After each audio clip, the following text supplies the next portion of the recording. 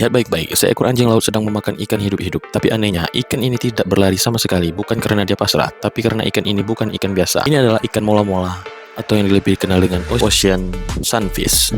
Salah satu ikan bertulang paling berat di dunia. Meski ukurannya raksasa, ikan ini berenang sangat lambat. Bukan karena lemah, tapi karena ia hampir tak punya alasan untuk berlari. Kulitnya sangat tebal, kasar, dan seperti karet.